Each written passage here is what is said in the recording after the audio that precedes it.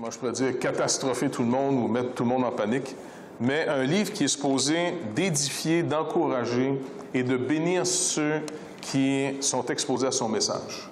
OK? Donc, c'est dans ce sens-là qu'on va essayer de demander au Seigneur continuellement l'édification que donne le livre. Parce que, comme c'est dit au verset 3 du chapitre 1, « Heureux celui qui lit et ceux qui entendent les paroles de la prophétie et qui gardent les choses qui y sont écrites, car le temps est proche. » Donc, c'est des choses qui doivent nous encourager et qui doivent montrer le contraste qu'il y a ici et maintenant et ce qui est dans la présence de Dieu. La présence de Dieu, pour nous, on est encore en train de le vivre par la foi, dans un monde qui semble complètement être le contraire et l'opposé de ce que Christ déclare. Donc, le livre va nous servir, encore une fois, à nourrir notre foi. Donc, dans le chapitre 1, on avait d'abord une révélation, non seulement de Jésus-Christ, qui lui appartient, que Dieu lui a donné, mais aussi une révélation de lui. OK? Donc, ça, c'est un principe ici qui va revenir tout le long du livre.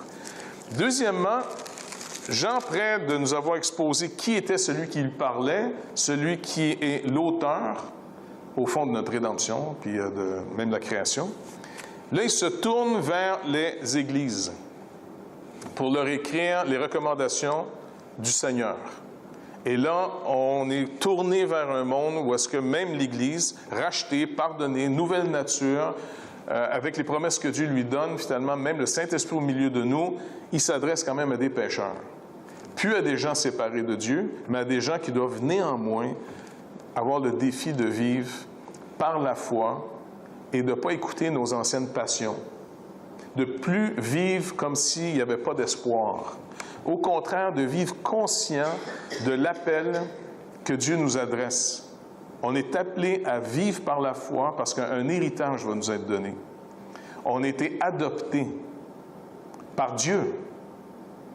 Et donc, tout le sens de la création, tout le but de la création, qui est d'abord et avant tout pour et par Jésus-Christ, en lui, cette même création, puis surtout le renouvellement de toutes choses, va être pour nous. Donc, encore un peu de temps, et chacun de nous n'a pas grand temps d'ici, on ne sera plus en train de combattre le combat de la foi présentement, parce que finalement, on va laisser ce qui est d'Adam à Adam, la tombe. Par contre, en Jésus-Christ, tous ceux qui sont en Christ, eh bien, ne meurent plus. C'est sûr qu'on doit tous penser la première mort. Parce que souvent, quand Jésus dit « Ceux qui croient en moi ne mourront pas, et même s'ils meurent, ils ne mourront pas », il nous dit clairement que tout ce qui est en lui ne meurt pas. Mais tout ce qui a été généré en Adam doit mourir. Et Jésus-Christ lui-même, en ayant pris la chair d'Adam, est mort. Pas à cause de ses péchés, mais pour nous racheter. Mais même lui nous ouvre le chemin par sa mort. Donc c'est comme s'il veut nous rappeler, cessez de craindre la mort, parce que je l'ai vaincu pour vous. Elle a plus son poison final. Parce qu'en réalité, ce que la Bible nous dit, le plus terrible, c'est même pas de mourir, même si pour nous, c'est quand même pas reposant, là, c'est la mort. Mais c'est ce qui vient après. C'est ce qui vient après. Il y a des gens qui meurent sans même s'en rendre compte. On a un ami, pour ceux qui s'en rappellent, Denis Lamartinière. Il y a plusieurs années, il suivait un cours qu'on donnait à la Bible parle, et puis c'était le jour du test. Et puis c'était sur amener un message.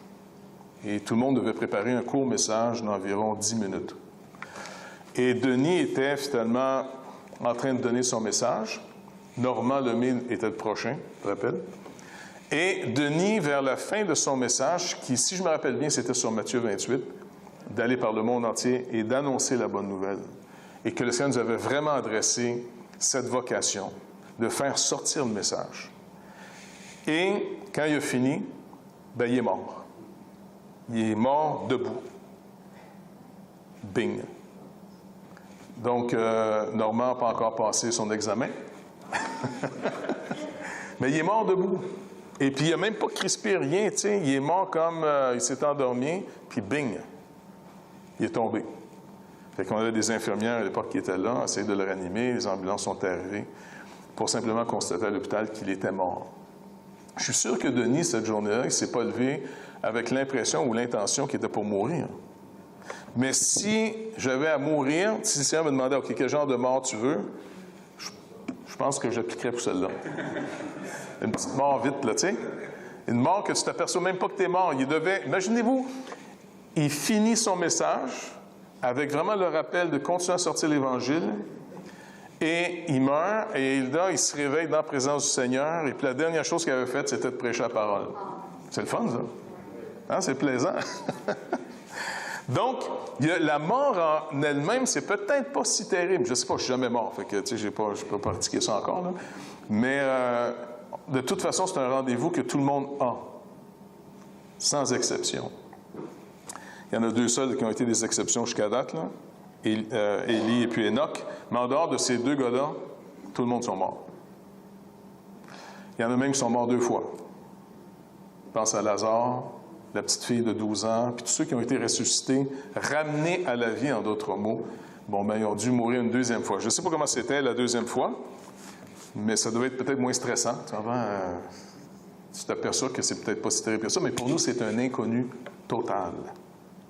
Mais la parole de Dieu veut nous rassurer, de prendre courage, parce que les églises ici vont faire face à des morts injustes.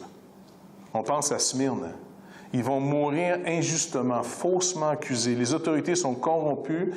Les gens qui étaient supposés d'être les premiers témoins confirmant que ces églises croyaient la vérité en ce qui concerne Jésus-Christ, les premiers témoins qui avaient les oracles de Dieu étaient les pires accusateurs des chrétiens.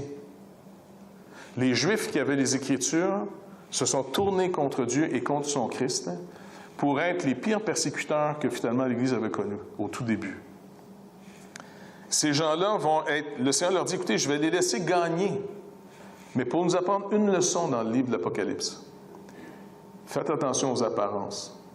Ceux qui gagnent en ce moment sont peut-être en train de perdre, mais ceux qui semblent perdre en ce moment à cause de lui, à cause de Christ, sont sûrement en train de gagner. Donc, il faut absolument voir comment le Seigneur va nous rééduquer pour faire une réévaluation de ce que c'est vivre et mourir. Si on vit pour celui qui est mort pour tous. Et puis, s'il est mort pour tous, bien, qu'on vive ou qu'on meure, on meurt pour lui. Donc, c'est vraiment important qu'on puisse avoir sans arrêt un renouvellement d'intelligence afin qu'on ne soit pas comme les gens qui n'ont pas d'espoir. Que quand quelqu'un meurt, si on est sans espoir, c'est une catastrophe, surtout si on était dépendant de ces gens de manière affective ou encore de manière matérielle, par exemple. Imaginez que le soutien de famille meurt et que là, vous êtes dans une place, dans un pays où est-ce qu'il n'y a aucun soutien pour les gens. Le gouvernement fait juste s'enrichir et puis les riches sont juste plus riches et les pauvres plus pauvres. Quand quelqu'un est un soutien de famille dans ces lieux et qu'il meurt, c'est une catastrophe.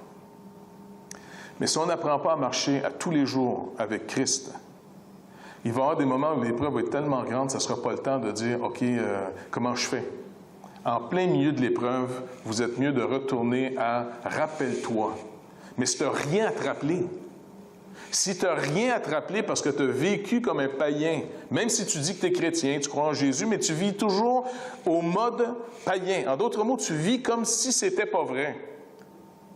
Puis là, on surfe souvent sur les bons moments de la vie, en pensant qu'il n'y aura jamais de moment catastrophique.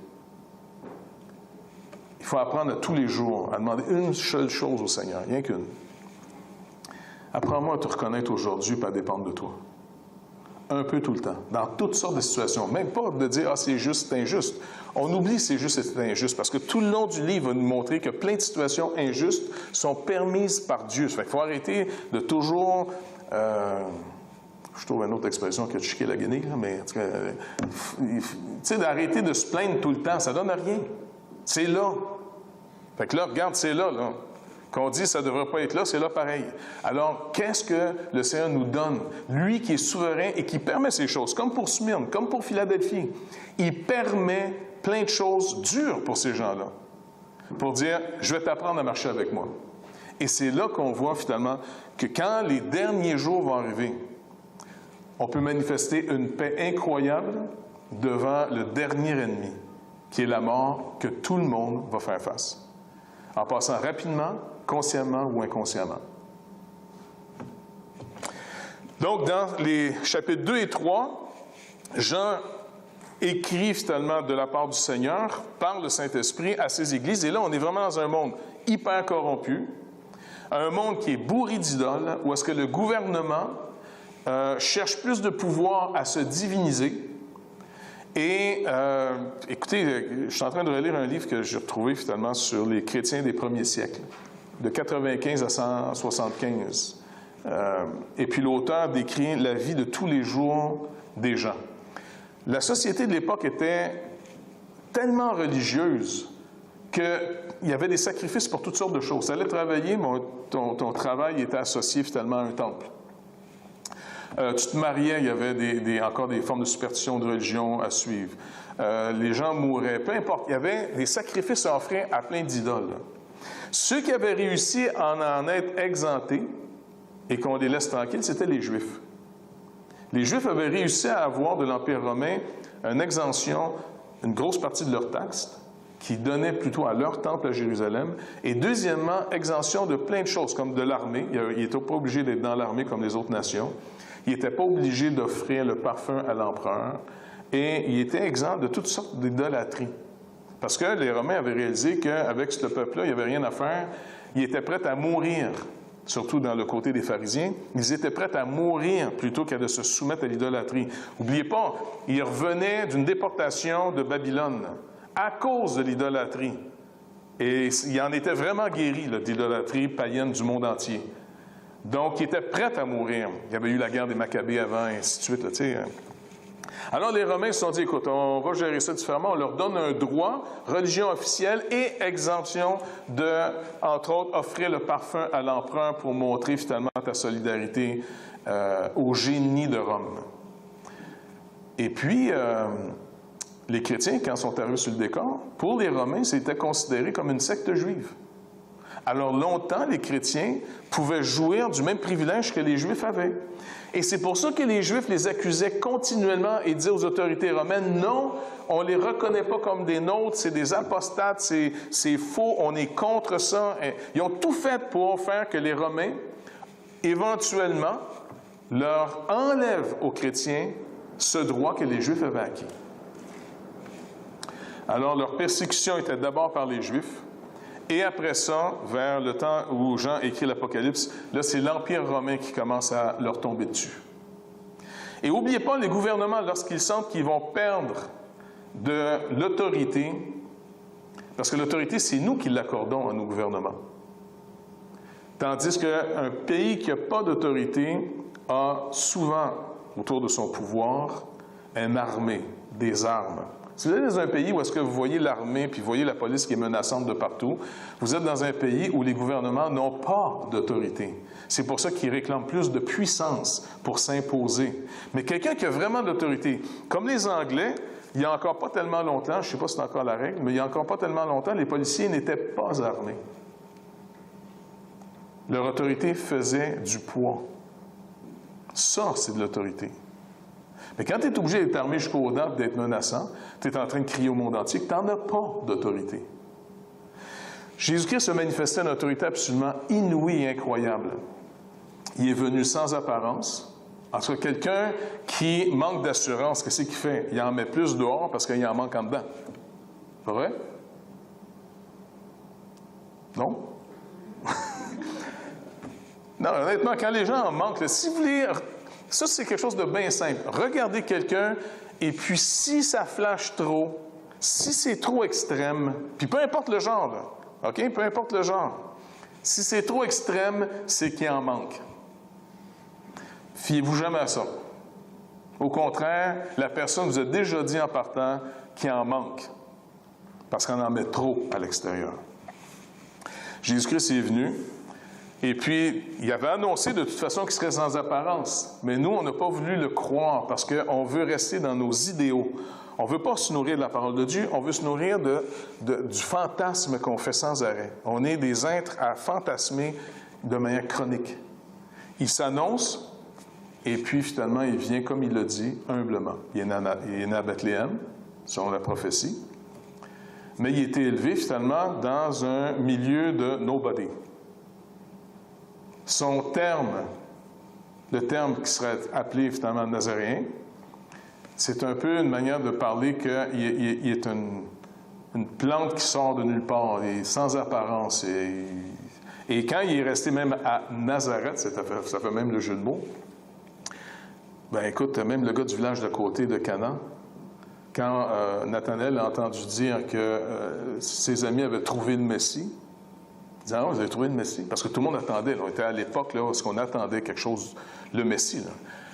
Il dit, oui, on l'a trouvé, et en passant, il reste à Nazareth. Et là, les gars étaient morts de rire. Nazareth. Ça, c'est comme dire, je ne sais pas moi, quelqu'un va dire, on a trouvé le Messie, puis il pensait à une place là, qui est vraiment, je ne sais pas où, là, je ne vais pas insulter personne. Là, mais c'est... Comment? En Gaspésie. Là, ma femme ne sera pas contente. Là.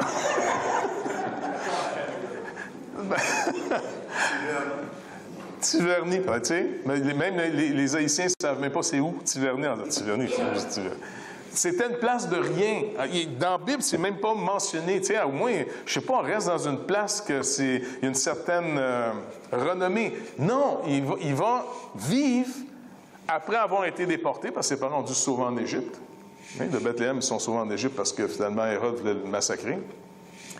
Après, quand il est mort, il est monté à nouveau, son père adoptif et sa mère, à Nazareth. Et là, Jésus a appris le métier de son père adoptif. Charpentier. Charpentier, vous savez ce que c'est, là, tu sais, tout ça, on fait quelque chose de très noble. Mais un charpentier, c'est un gars de la construction. Fait que, est-ce que vous pouvez imaginer que Jésus, jusqu'à l'âge de 30 ans, il travaillait dans la construction? Tu sais, nous autres, on voit Jésus en train de prier toujours, en train d'avoir, une grande bibliothèque spéciale, de se promener. Non, il bâtissait des maisons. Il faisait des charpentes. Un charpentier fait des charpentes. Puis ça doit être intéressant de savoir qu'à un moment donné, tu te réveilles et que tu réalises que celui qui a été à l'origine de bâtir ta maison, c'était Dieu en personne. Il devait faire une belle job quand même. Je suis sûr qu'il devait, tu sais. Puis on s'est toujours demandé, vu que c'est humain d'un fois manquer le clou avec le marteau, je ne sais pas quel genre d'expression il sortait de sa bouche quand il frappait à côté. Il ne devait pas dire « Ah, oh, Moïse ». Tu comprends? Bref, on ne sait pas trop. Mais il vivait une vraie vie dans les mêmes limites que nous et qu'il était tellement normal, tellement ordinaire parce qu'il n'y avait rien à prouver. Il n'y avait tellement rien à prouver parce qu'il ne cherchait pas, contrairement à nous, par cette maladie mentale qu'on a, la gloire des hommes. Soit la gloire des hommes ou soit le rejet de leur approbation, qui est en passant la même affaire. OK, il y en a qui sont en réaction contre la gloire des hommes et ils vivent pour les insulter sans arrêt. C'est le cousin de celui qui cherche la gloire des hommes. C'est la même affaire. Un est positif, l'autre est négatif. Mais Jésus ne cherchait ni à provoquer négativement les gens, ni à chercher leur approbation. Il les aimait, point final. Parce qu'il vivait dans la vérité. Et la vérité, c'est que Dieu était sa justice. N'oubliez pas, il s'est refait être humain comme nous, on a été créés avant la chute. Et l'être humain n'a pas été créé pour être une créature autonome. Elle a été créée pour être totalement dépendante consciemment de son Créateur. En lui, on avait toutes choses. On avait la vie, on avait la connaissance, on avait toutes choses en lui. Mais quand on a mangé l'arbre de la connaissance du bien et du mal, on s'est séparé éthiquement de lui. Pas de manière métaphysique, parce qu'on peut pas vivre sans Dieu. Mais on s'est séparé de lui pour se prendre en main. Comme si je ne sais pas, comme si quelqu'un dit, ben c'est pas de problème, si jamais je tombe dans un trou, je vais me sortir de là par moi-même, je vais tirer sur mes lacets, puis je vais me sortir de là. Si tu n'as pas trouvé ton point d'Archimède, c'est-tu Archimède, c'est ça, qui avait son point? Il pouvait soulever le monde, il a dit, trouvez-moi un point, puis un point d'appui. L'être humain a perdu son point d'appui, qui est Dieu. Et là, il essaie de s'en sortir par lui-même. Et plus on essaie de s'en sortir, plus on cale. Et plus on est de plus en plus désespéré de nous-mêmes. Société après société, on s'est promis des choses. Et société après société, ça a été la décadence à tous les fois. Humainement parlant, on s'en sortira jamais. Mais en Jésus-Christ, il y a un espoir. Alors finalement, quand Christ est venu, il n'a pas eu besoin de chercher l'apparence de personne. Il a vécu finalement dans l'ombre. Il a vécu dans un petit village de rien. Il a travaillé. Il était soutien de famille sûrement assez tôt, parce qu'on perd de vue Joseph. Il est peut-être mort. Et il était tellement ordinaire que même ses frères et ses sœurs n'avaient pas réalisé qu'il était le Messie. Quand même intéressant. Sa mère savait qu'il n'était pas normal. Parce que même la mère qu'elle l'a eu, elle savait l'enfant était un phénomène, là, tu sais. Mais après qu'elle ait eu les autres enfants, parce qu'il est dit Joseph ne l'a connu point jusqu'à ce qu'elle ait eu l'enfant, ça veut dire qu'après c'est un couple normal, tu sais, ils vont avoir d'autres enfants. Eh bien, c'est une famille que Marie gardait ces choses dans son cœur, mais elle n'arrivait pas à en saisir tout le plein sens. Mais elle savait. Mais Jésus, encore une fois, il n'a pas, je ne sais pas comment vous dire ça, il n'a pas développé une image, comme souvent, même dans le Moyen-Âge, on a essayé de sortir des gens. On a voulu remplir ce que la Bible n'a pas dit. Qu'est-ce qu'il a vécu pendant qu'il était jeune?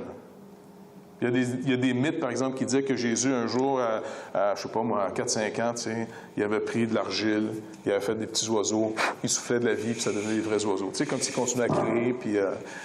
mais ça, c'est des mythes. Il n'a rien créé. Il n'a rien fait. Et quand c'était l'heure que le Père avait décidé, alors il s'est présenté pour s'associer à ceux qui étaient pour racheter au baptême de Jean. Et là, il s'est fait baptiser par Jean. Et Jean lui-même a commencé à réagir comme craintif, parce qu'en disant, non, c'est moi qui ai besoin d'être baptisé par toi. Mais même là, Jean tombe encore une fois dans ce qu'on tombe tous. Quand vous êtes appelés, et ça c'est une vérité vraiment importante qu'on doit nous-mêmes se rappeler sans arrêt en tant que croyants. Si vous avez été appelés et que vous avez répondu à l'Évangile, que vous êtes une nouvelle création, votre justice ne vient pas de ce que vous faites. Votre justice vient de Christ qui l'a mis à votre compte. Et si vous êtes appelé, vous êtes justifié. Si vous êtes justifié, vous êtes glorifié. Dieu peut utiliser qui veut. Mais quand Dieu nous utilise, faites attention, c'est là que le panneau peut être dangereux. Quand Dieu nous utilise, ce n'est pas parce qu'on est devenu meilleur que les autres. C'est vrai que celui qui enseigne doit s'attacher à son enseignement, mais il s'attache d'autant plus à la grâce de Dieu qu'enseigne cet enseignement.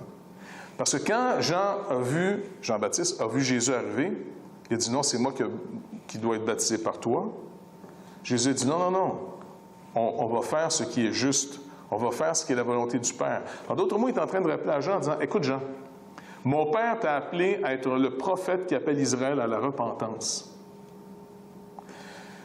Mon Père te justifie en t'appelant. » En d'autres mots, j'espère, Jean, que tu ne crois pas que toi, tu avais l'autorité de baptiser parce que tu étais supérieur aux gens que tu baptisais. Et c'est pour ça que quand Jean voit arriver Jésus, il dit « Je vois un supérieur à moi. » Parce que vous voyez encore une fois le panneau dans lequel on peut facilement tomber, ce que Luther appelle la théologie de la gloire. Si Dieu vous utilise d'une manière incroyable, si Dieu vous affranchit, puis vous marchez avec lui, rappelez-vous toujours, c'est l'effet de son œuvre. Nous sommes son œuvre en Jésus-Christ. Et la gloire doit lui revenir sans arrêt. Sinon, ça va devenir comme une toxine en dedans de nous, ou est-ce que ça va nous pogner la tête et on va devenir fou. Et c'est comme ça que les sectes peuvent partir. Ils peuvent partir à partir de quelque chose de très bon. Il y a des hommes et des femmes qui ont été appelés au ministère qu'au point de départ, c'était vraiment bon, c'était vraiment de Dieu ce qu'ils ont fait. Mais à un moment donné, ils ont pris la gloire comme s'ils étaient devenus des phénomènes. Et ils ont tout gâché. Donc, Jean écrit aux églises en disant, rappelez-vous, vous vivez néanmoins cette nouvelle sorte de vie qui est commencée pour vous, toujours dans vos corps d'humiliation et dans vos corps de mort. Méfiez-vous de vous et persévérez dans cette grâce. Faites attention aux compromis. Pourquoi? Parce qu'il y avait tellement d'occasions de faire des compromis pour avoir la paix et la prospérité dans ce temps-là que c'était facile pour des églises de vendre leurs droits d'aînesse pour dire « Moi, je veux la paix. Écoute, César, il veut son parfum. Ah oui, amène-moi le parfum ici. On va mettre ça sur son hôtel qui me sacre patience. » Le Seigneur dit « Non, je t'ai demandé d'être du sel dans le monde. Je t'ai demandé d'être la lumière dans le monde. » « Oui, mais Seigneur, écoute, le trois quarts des gens, ils ne croient même pas à cette niaiserie-là. » C'est vrai, mais toi, tu vas aller à l'encontre. Oui, mais si je meurs, tu fais un cas trop précieux de ta vie. Donc, toutes ces choses-là nous confrontent, même nous aujourd'hui. Si c'était difficile puis les gens pouvaient en mourir à cette époque, pensez pas que, puisque nous, on a été tranquilles pendant un petit bout de temps, ici sur la planète, en passant, parce que dans d'autres places, les chrétiens sont en train de payer très cher simplement d'être chrétiens. Ils se font massacrer encore en Égypte dernièrement. Donc, pendant que les temps sont favorables, mais les jours mauvais s'en viennent, il va falloir vraiment que notre foi se tonifie pour être capable de faire face à des temps plus difficiles.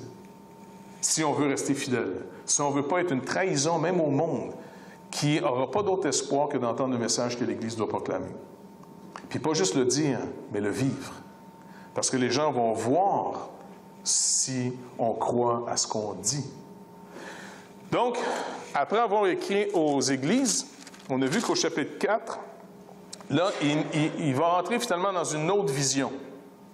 Et cette vision, par rapport au culte que nous faisons ici en tant qu'Église, c'est comme si Jean était invité maintenant à voir qu'est-ce qui se fait dans la présence de Dieu. Et puis, pour illustrer ce qui est en train de voir par l'Esprit, puis c'est une manière de parler de voir parce que tu ne peux pas voir Dieu. Donc, il ne va même pas nommer celui qui est sur le trône, mais il nous fait deviner que c'est Dieu, celui qui est assis sur le trône. Il ne nomme pas, parce qu'il ne peut pas être défini. Donc, c'est toutes des représentations qui ont été même dites dans l'Ancien Testament, par exemple dans Ézéchiel, dans Daniel, ou dans Ésaïe, quand Ésaïe, par exemple, a cette vision aussi d'être dans la présence de Dieu. Là, il est sûr qu'il va mourir parce qu'il a vu le Saint. Eh bien, finalement, Jean prend les mêmes illustrations pour essayer de décrire ce qui est dans cette présence, où là, tout est parfait. Et ça nous fait revenir à la fameuse prière que le Seigneur a appris à ses disciples, parce qu'ils sont venus le voir en disant, bon, Jean apprend à ses disciples à prier. Enseigne-nous à prier. Comment on doit prier? Et vous vous rappelez, au début, c'est des requêtes qui s'adressent à Dieu d'abord. Notre Père, qui es aux cieux, que ton nom soit sanctifié, que ton règne vienne et que ta volonté soit faite sur la terre comme au ciel. Donc, Jean est amené maintenant dans ce fameux ciel où il n'y a aucun désordre, où le péché n'entre pas, où le chaos n'est pas non plus, où le règne de Dieu est rendu manifeste. Et ça, c'est en contraste avec ce que l'Église doit vivre, par contre, sur une terre où là, le contraste est tellement fort entre un lieu où tout est soumis à Dieu et rend gloire à Dieu, à un lieu dans lequel on vit où tout semble aller à l'encontre et se rebeller contre Dieu. Et n'oubliez pas, le croyant, c'est quelqu'un qui va de plus en plus voir le contraste entre les deux. Ce qui va nous laisser, en passant, très inconfortable. Parce qu'on va devenir de plus en plus conscient de ce qui doit être versus dans quoi on est en ce moment et comment le monde est en rébellion contre Dieu. Comment pas juste le monde et les systèmes qui sont bâtis dans le monde s'opposent au règne de Dieu, mais comment même en nous-mêmes, notre chair, si le Saint-Esprit n'intervient pas, il n'y a aucune différence entre nous et les gens du monde. Mais puisque le Saint-Esprit est en nous et maintenant on est affranchi pour pouvoir obéir, on peut rendre un témoignage contraire, même contre nous-mêmes ou contre notre propre chair. Un croyant ne sera pas exempt de tentation comme les gens du monde. On a lu finalement les 10 commandements. On ne sera pas exempt, nous, comme les gens du monde, par exemple, de convoiter la maison du voisin si elle est plus belle que la nôtre. On ne sera pas exempt de je ne sais pas moi, juste l'idée de tuer. Je présume qu'ici, personne n'a jamais tué, en tout cas en action. Mais combien de fois dans votre tête vous avez arraché des têtes? Combien de fois en conduisant votre voiture, vous avez voulu juste encourager le gars d'en avant de ne plus sortir avec sa voiture? Combien de fois on a voulu vraiment, il peut y avoir des colères terribles dans notre tête des fois contre des injustices. On peut les retenir, c'est très bien de les retenir. Mais rappelez-vous, si on retient une colère qui est meurtrière, il y a quand même, on peut comprendre très bien ce qu'un meurtrier peut faire. Cette colère-là, on l'a tous en nous. Et c'est une question de circonstance, des fois. Si on serait poussé, si on ose dire à Dieu, « Oh non, moi, jamais je ferai une chose pareille. » En passant, restons sages, dites jamais, jamais. OK? C'est le seul jamais qu'on ne devrait jamais dire. Gardons-nous de ne pas provoquer finalement Dieu en disant, « Moi, je ne suis pas comme eux autres. » C'est quasiment dire à Dieu, « Teste-moi voir, moi te montrer que je ne suis pas comme les autres. » Vous ne voulez pas vivre une chose pareille. J'ai entendu des gens dire des grosses déclarations et dans la semaine même qui a suivi, ils ont été mis exactement dans ce qu'ils ont dit qu'ils ne feraient jamais. Certains ont réussi à passer au travers sans tomber dans le panneau, mais ça a été extrêmement violent et difficile dans leur vie. C'est pour ça qu'il est aussi dit dans la fameuse prière, « Ne nous soumets pas à la tentation. » N'arguons pas le Seigneur sur la base que nous serions supérieurs à d'autres personnes. C'est narguer le Seigneur, c'est ta justice, c'est beau, tu peux la garder, mais j'en ai suffisamment par moi-même que va te montrer que je ne suis pas comme les autres. Et ça déplaît un peu au Père. Car il nous a donné son Fils et ça coûte extrêmement cher, ce sacrifice. Donc, il faut tout retrouver ces valeurs pour retrouver une saine crainte de Dieu, pour garder les choses à leur place. Donc, au chapitre 4, il montre dans cette présence de Dieu, où là, tout est rendu manifeste comme soumis à Dieu. Et puis, il y a des êtres un peu étranges. Ézéchiel les a décrits aussi dans son premier chapitre. Mais on pourrait juste lire ensemble rapidement ici. Au chapitre 4, il dit « Après cela, donc après qu'il ait donné les dernières exhortations aux églises, je regardai et voici une porte était ouverte dans le ciel. » Donc, vous avez encore ici une image. C'est pas qu'il y a littéralement des portes au ciel, mais c'est une manière très condescendante que Dieu nous donne des illustrations à nous pour qu'on puisse comprendre. Donc, une porte est ouverte pour nous montrer finalement qu'il était invité finalement dans la présence de Dieu. La première voix que j'avais entendue, comme le son d'une trompette, et qui me parlait, dit « Monte ici et je te ferai voir ce qui doit arriver dans la suite. » La première voix, est-ce que vous vous rappelez finalement c'était qui et quand? Jésus dans le chapitre 1. Donc c'est pour ça qu'il faut rester connecté avec... Parce qu'il dit « Je me suis retourné pour voir qui était la voix qui me parlait. » Et là, il y a la description de Jésus-Christ glorifié. Donc on a ici le retour où le Seigneur Jésus parle à Jean. Et il dit « Monte ici et je te ferai voir ce qui doit arriver dans la suite. » C'est un passage que certains vont utiliser pour parler de l'enlèvement de l'Église. Je ne suis pas sûr si vraiment le texte soutient entièrement cette interprétation. Parce que c'est Jean qui doit monter là, pour voir au-delà du temps, le passé, le présent et le futur. Pas simplement le futur, mais il sort du temps pour voir ce qui est arrivé, pour voir ce qui est présent et voir comment ça va se conclure. Aussitôt, je fus ravi en esprit. Et voici, l'expression être ravi en esprit, vous vous rappelez, l'apôtre Paul lui-même a fait cette expérience, comme Ésaïe ou d'autres. Et au chapitre 12 de sa deuxième lettre aux Corinthiens, il dit finalement que c'était donc dans la présence qu'il a décrit comme étant le troisième ciel. C'est quand même intéressant, le troisième ciel. C'est soit les cieux des cieux, une expression qui montre que Dieu est au-delà de la création. Ça peut être aussi la finalité. Le monde d'alors périt. Il nous rappelait finalement dans les Écritures. Tu sais, Pierre nous parle que le monde d'alors périt par l'eau. Et il a surgi de ce premier monde un deuxième monde. Précisément dire des deuxièmes cieux. Et le monde d'aujourd'hui, Pierre nous rappelle, il ne périra plus par l'eau. Le Seigneur s'est engagé et juré de ne plus faire périr le monde par l'eau. Il va y avoir des inondations, mais plus la manière du déluge. Par contre, Pierre nous dit, il est réservé néanmoins pour une autre sorte de déluge, un déluge de feu, où là, tout va être détruit. Et est-ce que ça va être comme ça que la terre va être purifiée et renouvelée, ou est-ce qu'il va y avoir littéralement une disparition complète de l'univers? Encore une fois, les gens se partagent là-dessus un peu leur interprétation. Mais il est rêvé en esprit comme l'apôtre Paul pour voir maintenant, au-delà de la création, qu'est-ce qui se passe. Et toujours de manière figurée avec un langage de création. N'oubliez pas, on rentre dans quelque chose qui n'a pas de mots pour décrire. Donc, c'est des choses qui nous décrivent, par exemple, comme celui qui était assis, et on suppose ici c'est Dieu, naturellement, celui qui était assis avait l'aspect d'une pierre de jaspe et de sardoine. Et le trône était environné d'un arc-en-ciel semblable à de l'émeraude. Donc, on avait vu la dernière fois un peu les couleurs de ces pierres, qui peuvent varier en passant. Mais c'est juste pour montrer le côté précieux. Et l'arc-en-ciel semblable à de l'émeraude qui est vert, donc donnerait aussi un rappel que même dans ses jugements, Dieu reste miséricordieux. Et surtout, l'arc-en-ciel, on se rappelle finalement dans la Genèse, quand Noé voit l'arc-en-ciel qui est le signe que Dieu ne détruira plus le monde par l'eau, c'est que Dieu, malgré ses jugements où on pourrait avoir l'impression qu'il va tout détruire, personne ne va pouvoir s'en sortir, Dieu n'oublie pas les promesses gracieuses qu'il a faites.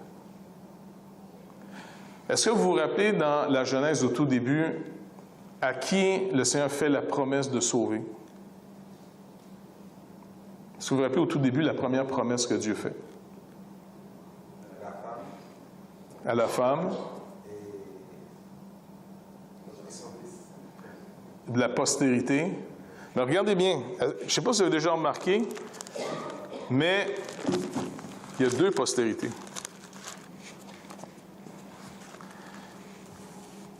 Il est dit ici au chapitre 3 de la Genèse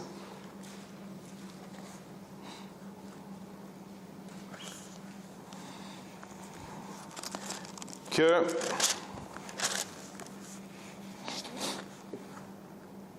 attendez, je retrouve le texte.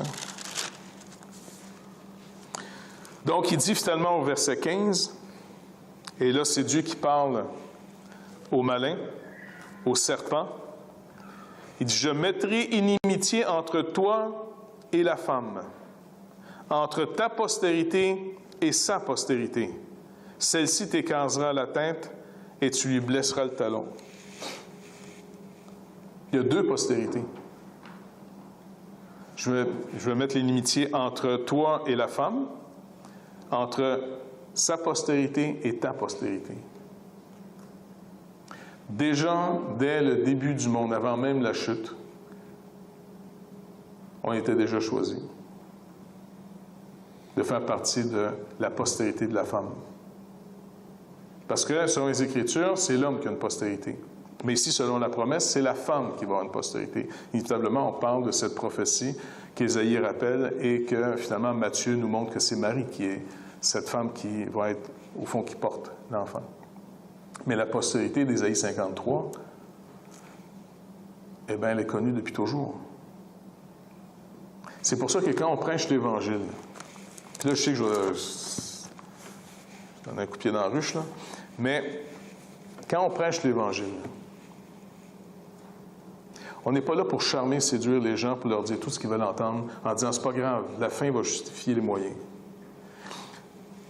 Je veux rester même de manière plate. Tu sais, je veux que notre culte, là, notre manière de se rassembler, là, reste bien straight, pour voir qui Dieu appelle. Puis si Dieu ne vous appelle pas, vous ne serez pas capable d'endurer ça. Il y a des shows de boucan qui sont ailleurs, vous pouvez y aller sans problème. J'ai rien contre des shows de boucan, en passant. Si Dieu nous demande de faire un show de boucan, on va faire un show de boucan, tu sais. Mais je me suis aperçu à un moment donné qu'au début de mon ministère, je voulais tellement être persuasif.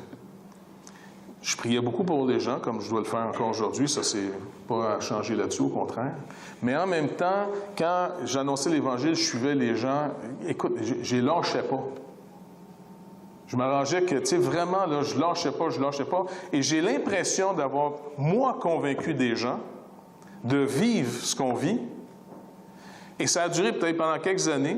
Mais quand le groupe a commencé à grossir, que je ne pouvais plus suivre personnellement, eh bien, beaucoup de ces gens du début n'ont pas persévéré et sont retournés, comme la Bible dit, à ce qu'ils avaient vomi.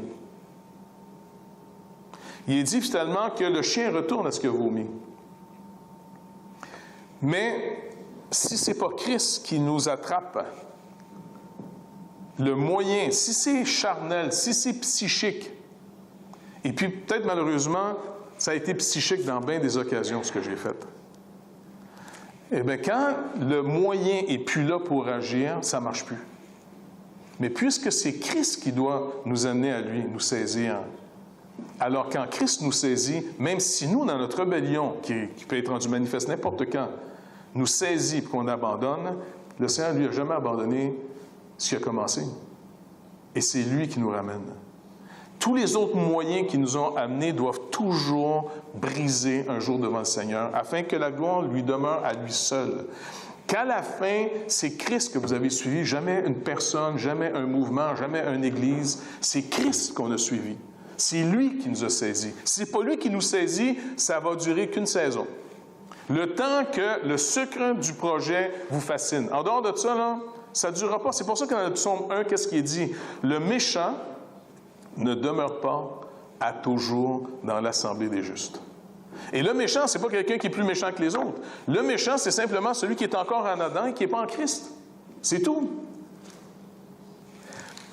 Et c'est intéressant de voir qu'au-delà des apparences, je vous le dis, au-delà des apparences, quand Christ saisit quelqu'un, qui fasse partie du bon côté de l'humanité ou du moins bon côté de l'humanité, parce que tu sais, on est quand même, on est assez variés là, dans nos genres. Mais quand Christ saisit quelqu'un, c'est son œuvre. Paul nous rappelle encore une fois dans Éphésiens 2:10, nous sommes son œuvre en Jésus-Christ, l'œuvre de Dieu. Et ça, c'est quelque chose de précieux. Fait que quand on prêche l'Évangile, tu veux voir est-ce que, comme Jésus le dit aux pharisiens de son époque, non, vous ne croyez pas. Il n'a pas dit, vous ne croyez pas parce que vous n'êtes pas encore mes brebis. Il dit, vous ne croyez pas parce que vous n'êtes pas mes brebis. Parce que mes brebis entendent ma voix et elles me suivent. Et elles ne suivront pas un autre. Ça, c'est quelque chose qui est troublant pour nous. Mais en même temps, si on veut vraiment entrer dans l'œuvre que Dieu lui prépare, il faut, nous, par la foi, laisser tomber les richesses même de la Odyssée. Les richesses de la Odyssée nous donnent l'impression qu'on peut la faire, l'œuvre de Dieu, mais je n'ai pas besoin de prier tant que ça. Et puis là, on va de séminaire en séminaire pour apprendre des nouvelles méthodes, un peu comme, je ne sais pas moi, comment vendre du Tupperware, tu sais?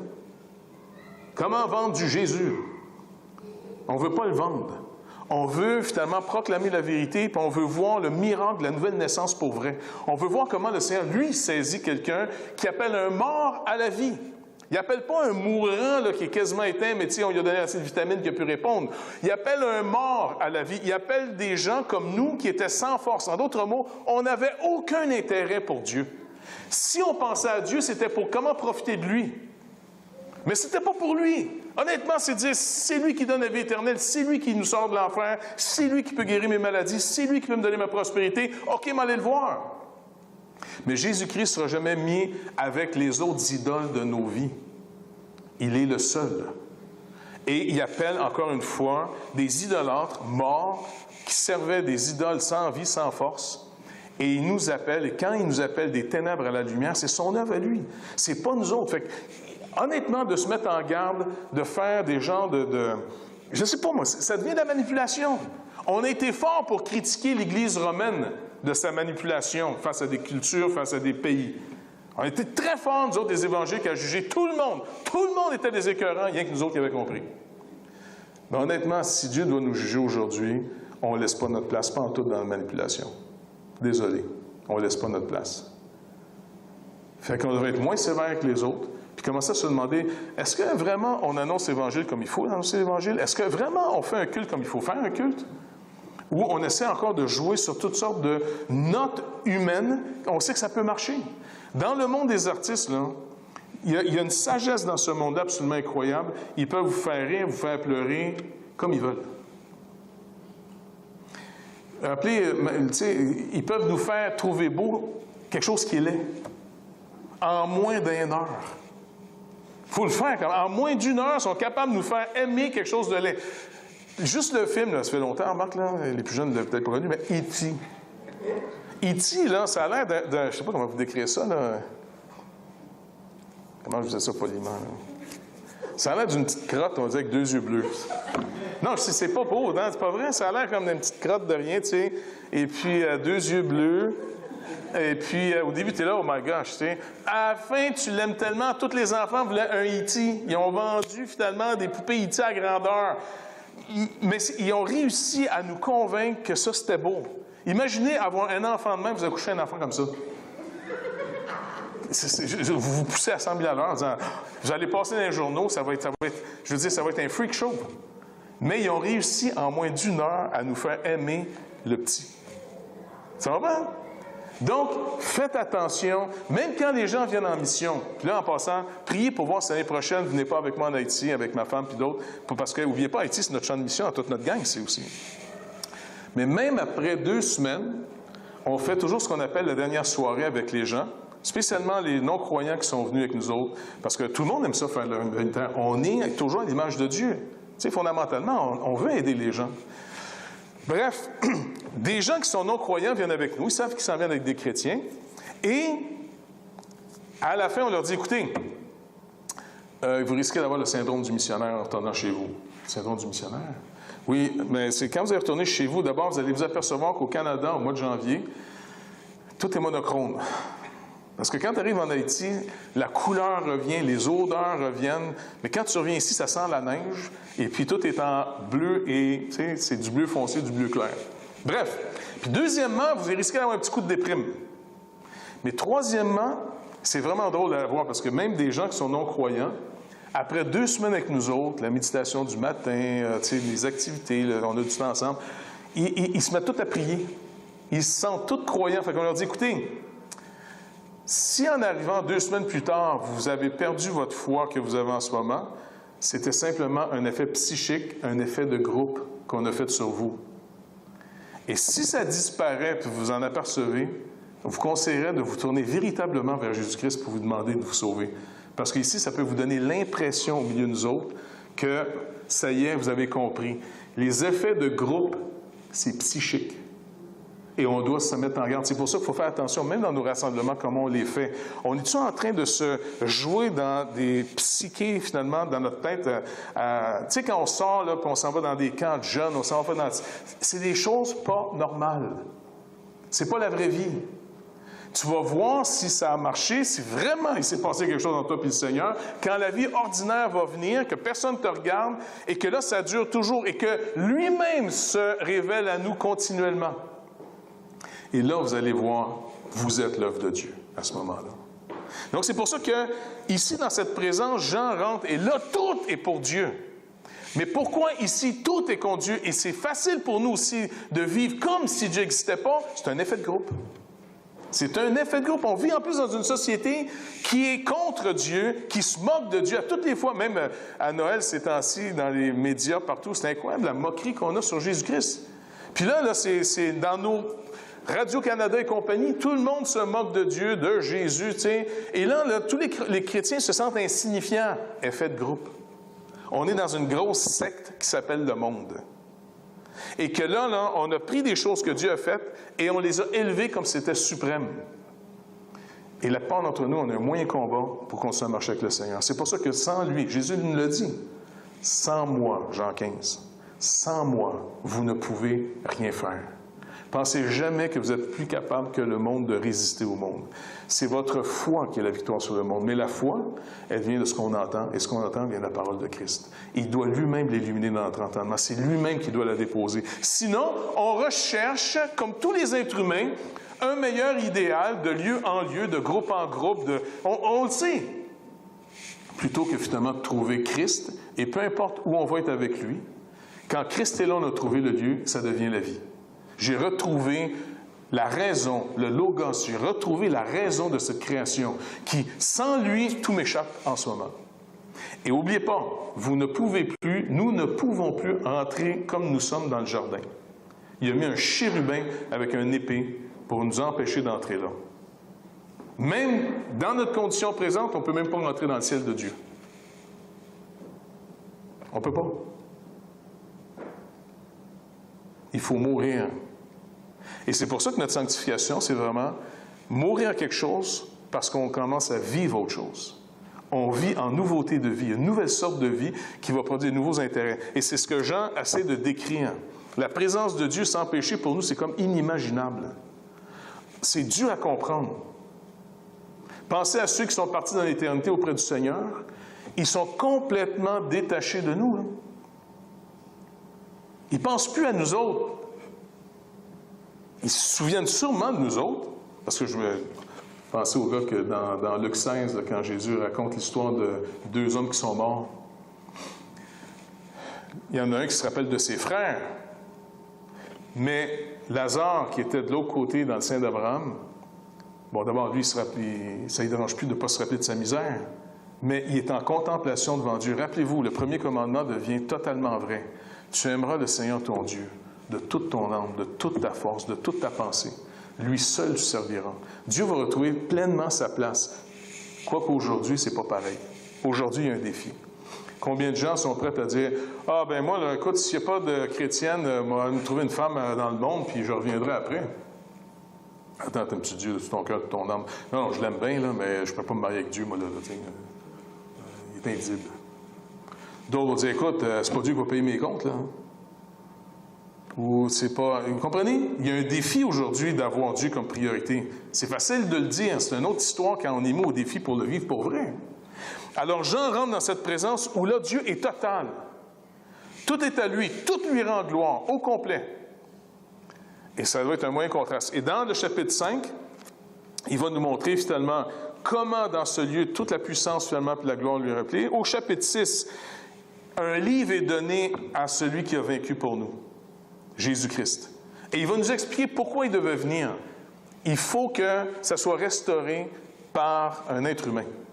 Et cet être humain, c'est lui, Dieu incarné. Et il va prendre le livre qui est scellé. En d'autres mots, il n'est pas accessible. Et c'est la destinée de toute la création, la finalité de la création de Dieu qui est empêchée d'arriver. Le livre est scellé. Et là, il va montrer que par les 7 sceaux, comment il va avoir la victoire sur le mal. Et ça finit, regardez, le chapitre 6, 7, c'est-à-dire, ça finit par comment l'agneau s'occupe des siens, mais comment ça va être terrible pour ceux, finalement, qui refusent.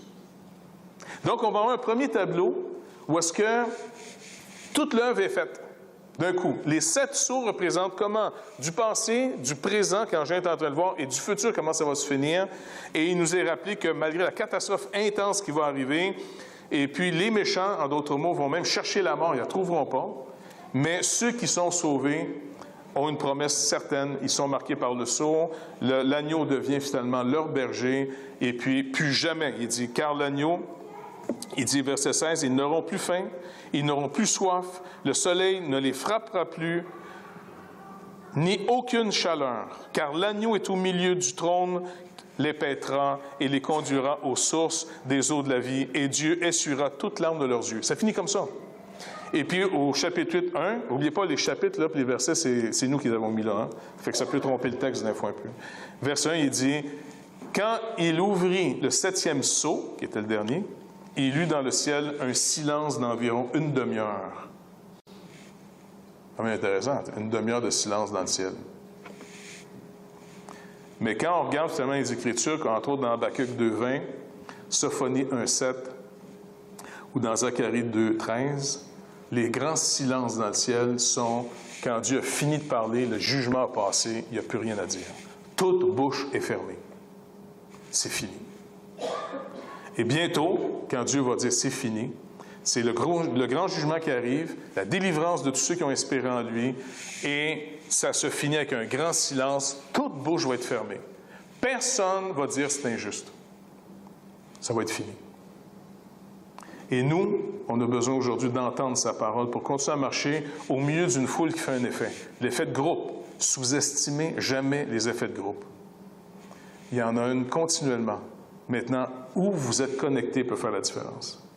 Et c'est une des raisons pourquoi le Seigneur nous demande de nous rassembler, mais nous rassembler sobrement, pour entendre les Écritures, pour chercher sa face, afin que sobrement, en vaquant la prière, on puisse entendre ce qui nous renouvelle.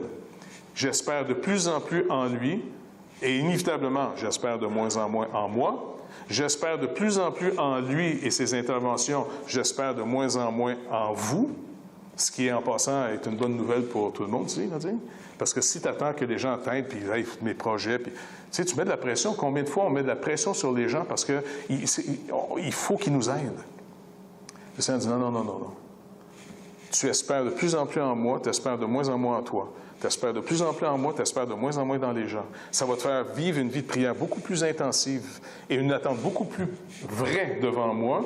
Et tu vas être beaucoup plus calme devant l'adversité, devant le refus, devant les problèmes. Parce que tu sais où t'attendre. La délivrance vient du Seigneur. D'où me viendra le secours? Tu sais le psaume?